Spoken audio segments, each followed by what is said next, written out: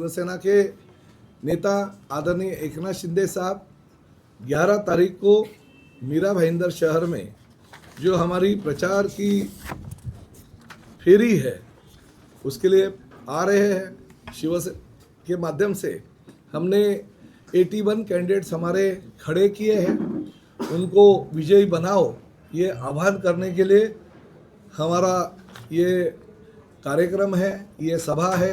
ये सभा का नाम हमने रखा है सपनों का शहर। सपनों का शहर सभा इसलिए रखा है कि मीरा भाईंदर शहर हम सपनों का शहर बनाना चाहते हैं।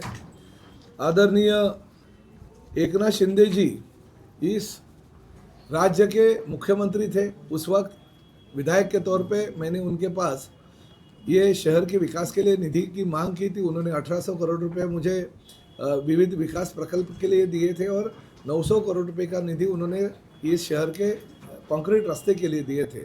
और उसमें से बहुत सारे काम तो पूरे भी हो गए और बहुत सारे काम है अभी चल रहे हैं।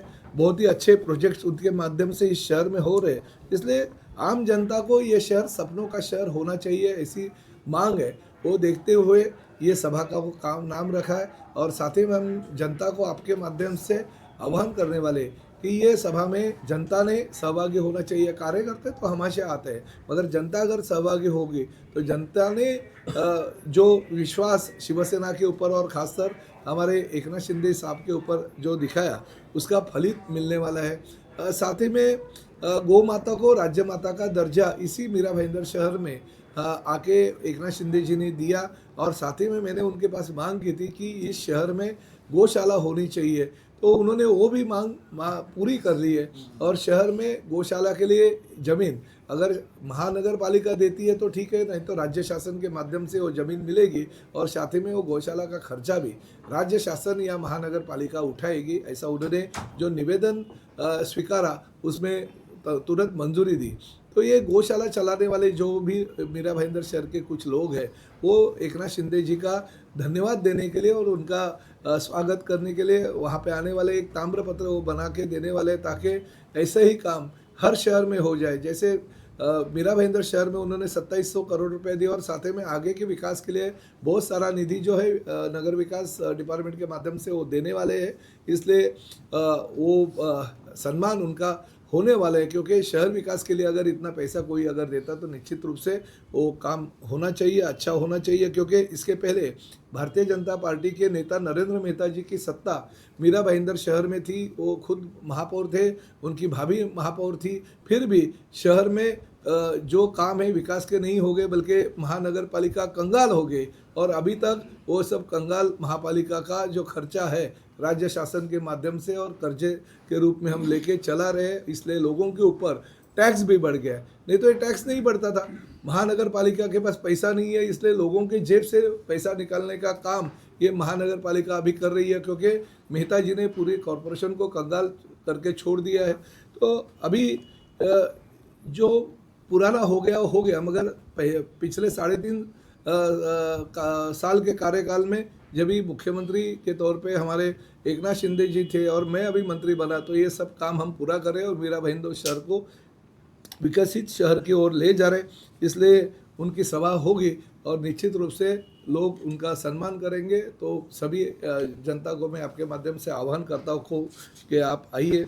उसी के साथ साथ हमारे राज्य के लोकप्रिय मुख्यमंत्री तथा विधिमंडल के हमारे नेता आदरणीय देवेंद्र जी फडणवीस ये कल आ रहे शहर में, तो मैंने उनके स्वागत के भी बैनर शहर में लगाने के लिए हमारे लोगों को बोल दिया, जो अच्छे अच्छे चौक में उनके स्वागत के बैनर लगाएंगे। क्योंकि ठीक है, प्रताप सरनाईक का नरेंद्र मेहता ने अपमान किया, कार्यालय में बुला के 50 मिनट बिठाया, मगर ये जो है मेरे नेता है, मुख्यमंत्री है। इलेक्शन 15 तारीख को हो जाएगा, मगर 16 तारीख के बाद में तो हमें राज्य चलाना है और साथ ही में विधिमंडल में और कैबिनेट में बैठना है। तो मेरा कर्तव्य बनता है कि हमेशा की तरह उनका स्वागत मैं करूं। वैसे तो मेरी इच्छा थी कि हेलीपैड पे चला जाऊं और उनका सम्मान करूं, मगर फिर भी राजनीतिक ये नरेंद्र मेहता ने युति नहीं होने दी, इसलिए शायद वहाँ पे जाना उचित नहीं होगा। इसलिए मैं बैनर ही लगा रहा हूँ। मगर मैंने स्पष्ट रूप से देखा है हे मुंबई, ठाणे, वसई विरार येथील महायुतीचे शिल्पकार, यानी तीनों जगह पे देवेंद्र जी ने हमें सपोर्ट किया, इसलिए यहाँ पे युति तीनों जगह पे हुई। मगर मीरा भाईंदर में नहीं हो सकी, क्योंकि 6 महीने पहले ही मुझे मुख्यमंत्री जी ने कहा था कि प्रताप तू टेंशन मत ले, चिंता मत कर, मीरा भाईंदर शहर में मैं युति कराऊंगा। फिर भी नहीं हुई।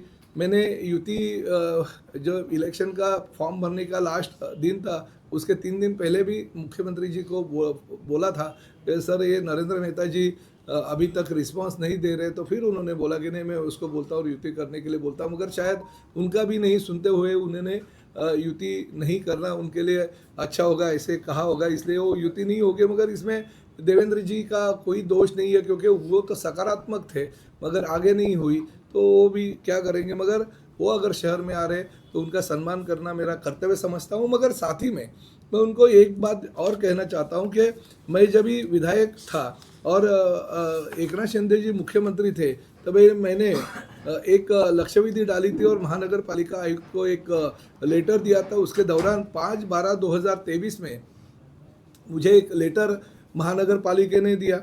वो लेटर में जहाँ जहाँ पे 7-Eleven कंपनी का काम है उसके बारे में जानकारी दी थी। उसमें खासकर चेना जो जगह है वहाँ पे MMRD की पानी का टंकी का काम चालू है। उसके आजू बाजू की पूरी ज़मीनें ये 7-Eleven कंस्ट्रक्शन कंपनी जो मेहता जी की कंपनी है उसका है, और इसलिए उन्होंने 2 साल तक वो पानी का टंकी का काम होने नहीं दिया। माननीय मुख्यमंत्री जी देवेंद्र फडणवीस और साथ में एकनाथ शिंदे साहब जब भी ये दोनों का कार्यकाल में वो 218 MLD पानी का काम हुआ था, मगर सिर्फ और सिर्फ नरेंद्र मेहता के कहने पे वो काम रुकाया। तो 2 साल इस शहर को पानी लेट आने वाले, तो उसकी जिम्मेदारी भी आखिर नरेंद्र मेहता की बनती है, तो उनका सवाल भी उनको पूछना चाहिए था। मुख्यमंत्री जी ने उस वक्त मेरे कहने पे कमिश्नर काटकर को फ़ोन भी किया था और तुरंत काम चालू करने का आदेश दिया था, फिर भी नरेंद्र मेहता ने दादागिरी करके वहाँ पे वो काम रुकवाया। साथ ही में मेट्रो का काम, हमें तो वैसे 1 साल पहले वो मेट्रो का लोकार्पण करना था, फिर भी हमने दिवाली तक का टाइम दिया था, मगर मेट्रो का काम भी उन्होंने करीबन 8 से 9 महीने तक रुकवाया। इसलिए मेट्रो का काम के लिए भी देरी हो गई, नहीं तो इलेक्शन के पहले हमें उसका लोकार्पण करना था।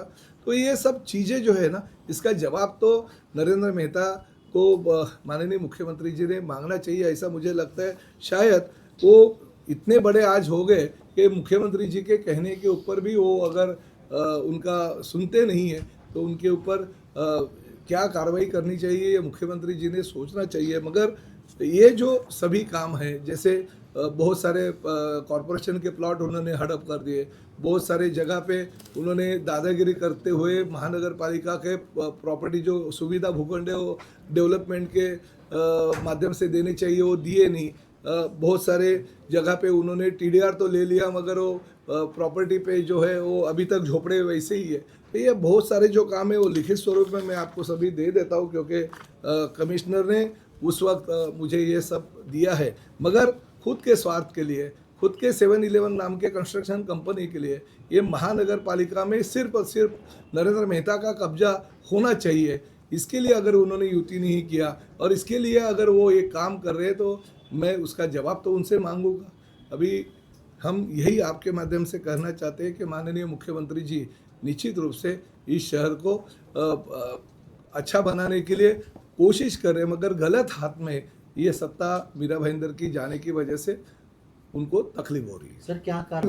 मेरा यही कहना है कि अभी कल उनकी सभा है, आप उनसे पूछ लीजिए कि क्यों ऐसे, आपका भी कहना वो सुनते नहीं है, तो आपको निश्चित रूप से उत्तर मिल जाएगा। क्योंकि मैं तो सहयोगी पार्टी का सदस्य हूँ, मगर एक फ़ोन भी अगर मुख्यमंत्री जी का मुझे आता है तो मैं तुरंत, कुछ फाइल्स के बारे में आते हैं, कुछ काम के बारे में आते हैं, कुछ चीज़ें हैं वो करनी पड़ती है, तो तुरंत एक फ़ोन मेरा वो उठाते, मुझे कहते हैं और मैं फ़ोन उठाता हूँ, काम मैं कर देता हूँ। क्योंकि आखिर राज्य के मुख्यमंत्री है और देवेंद्र फडणवीस जी ऐसे मुख्यमंत्री बने जो आज के तारीख में महाराष्ट्र को डेवलप जिस तरह से वो कर रहे हैं, इंफ्रास्ट्रक्चर जैसे शहर का डेवलप कर रहे हैं, हर शहर का, MMR क्षेत्र का, महाराष्ट्र का, तो आज नहीं तो कल वो दिल्ली में भी महाराष्ट्र का नाम और आगे बढ़ाने के लिए जाने वाले हैं। तो ऐसे मुख्यमंत्री के साथ मैं काम करता हूँ, उसका मुझे अभिमान है, इसलिए उनके पास तो मैं कंप्लेंट करूंगा ही। मैं आपको बोलता हूँ, लेकिन इसमें जो है जनता पीस रही है। मैं आपको एक ही बात कहना चाहता हूँ, हूँ जनता बिल्कुल पीस नहीं रहे है, क्योंकि मैं राज्य का मंत्री हूँ,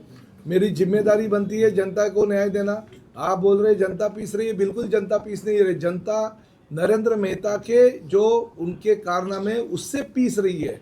मैं तो विकास के प्रकल्प ले आया हूँ, 2700 करोड़ रुपए में अगर नहीं ले आता था तो मीरा भाईंदर के लोगों को विकास दिखता नहीं था। इन्होंने तो कंगाल करके छोड़ दिया। ये खुद महापौर थे, इनकी भाभी महापौर थी, 10 साल इनके हाथ में सत्ता दी थी। अरे इतना ही क्या, कचरे का भी पैसा खा गए। वो अगर कचरे का पैसा नहीं खाते तो मीरा भाईंदर शहर 10 साल पहले सुंदर होता था। मेरे आने के बाद, प्रशासक आने के बाद में मैंने 100 करोड़ रुपए का निधि एकनाथ शिंदे साहब के माध्यम से इस शहर के लिए ले आया, और इस देश में, पूरे देश में स्वच्छ और सुंदर शहर का पुरस्कार मीरा भाईंदर शहर को केंद्र का मिल गया। वो मेरी वजह से मिला। मगर ये अगर चाहते तो वो कर सकते थे, मगर शहर को मैंने विकसित शहर, सबलों का शहर। देखिए आरोप, एक बात मैं बोल देता हूँ, आरोप करना और आरोप हकीकत में उतारना जमीन आसमान का फर्क है। आरोप तो क्या, ऐसे मैंने बोला अभी थोड़े वक्त पहले बोला था कि ताजमहल मैंने खरीद दिया, ये भी आरोप होता है।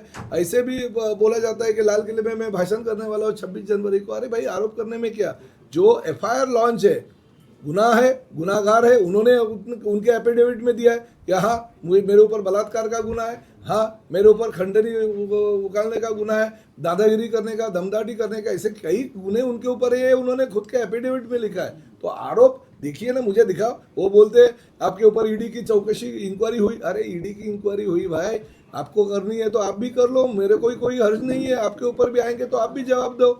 मगर ईडी की इंक्वायरी आई थी, ये बात उतनी ही सही है, मगर ईडी की इंक्वायरी FIR नहीं प्रताप सरनाईक के ऊपर हो गया। एक 2 पेज का लेटर आया था, वो लेटर के लिए प्रताप सरनाईक ने इंक्वायरी हुई थी, प्रताप सरनाईक को बुलाया गया, प्रताप सरनाईक ने ईडी के ऑफिस में जाके अपने जो कागजात है वो सादर कर लिए। और क्या है उसमें, क्या दोष आरोप नहीं रखा था या FIR नहीं है, किसी भी FIR में प्रताप सरनाईक का नाम नहीं है। अरे इतना ही क्या, महाराष्ट्र में कि कौन से भी पुलिस स्टेशन में, चाहे ठाणे हो चाहे मीरा भाईंदर हो, 16 साल में मेरे ऊपर एक NCB किसी ने की नहीं, ना ही मेरे नाम की अर्जी दी है। इतना स्वच्छ और अच्छा कारोबार प्रताप सरनाईक लोक प्रतिनिधि के रूप में कर रहे हैं, इसलिए मैं बोल सकता हूँ। मैं आरोप नहीं करता हूँ, मैं प्रूफ देता हूँ। उन्होंने भी प्रूफ देना चाहिए कि देवेंद्र फडणवीस राज्य के मुख्यमंत्री है। अगर उन्हें इस शहर का हित अगर नहीं लगता था, ये शहर अगर सुंदर और अच्छा नहीं होता चाहिए, तो प्रताप सरनाईक के कहने पे वो कमिश्नर और पुलिस कमिश्नर को बोलते नहीं थे ये काम करो।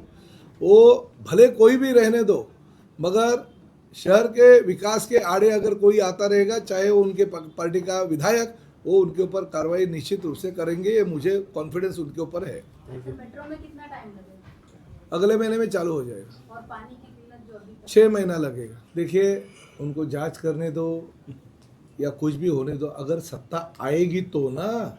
मगर अभी तो अब की बार 50 बार, अब लोग 2019 में जो गलतियां इन्होंने की थी, उसकी सजा जो दी थी ना, उसका इंतजार जनता कर रही है कि 15 जनवरी 2026 कभी आता है, और हमारा रोष हम मतपेटी के माध्यम से कभी निर्माण करते हैं, जनता देख रही है। अरे भूल जाओ, जो सीटें आप प्रताप सरनाईक को शिवसेना के माध्यम से देने वाले थे 13, अभी उतनी सीटें आते हैं क्या, वो देखो। हम तो अब कब के 50 पार हो गए। देखिए आप 16 तारीख को। नहीं बराबर है, उनका कंस्ट्रक्शन कंपनी का नाम भी लोटस के नाम से ही वो चलाते हैं। मैं किधर ना बोलता हूँ, उनका जो वेस्ट में प्रोजेक्ट चल रहा है वो लोटस के नाम से ही चल रहा है। प्रताप सरनाईक के मिशन है, शिवसेना का मैं नेता हूँ, मेरी निशानी सिंबल है, सिंबल के जो धनुष्यबाण है उसके माध्यम से लोगों को हम वोट मांगते हैं। उसमें क्या हो गया। सबसे पहले तो मैं ये भी कहना चाहता था कि दहीसर का टोल नाका मैं आगे शिफ्ट कर रहा था, MMRDA ने और MSRDC ने निर्णय ले लिया, दहीसर टोल नाका हमने टेम्पररी आगे भी शिफ्ट किया और वो आगे लेके जाने का था, मगर नरेंद्र मेहता ने वो भी रुकवाया, उनके नेताओं को बोल के, उनके मंत्रियों को बोल के। अरे लोगों का, ये प्रताप सरनाईक और शिंदे साहब को वो उसका क्रेडिट मिलने वाला है, इसलिए ये जनता का काम भी आप रुकवाते हो। मगर ये इलेक्शन जाने दो, इलेक्शन के बाद में दहीसर टोल नाका भी शिफ्ट हो जाएगा।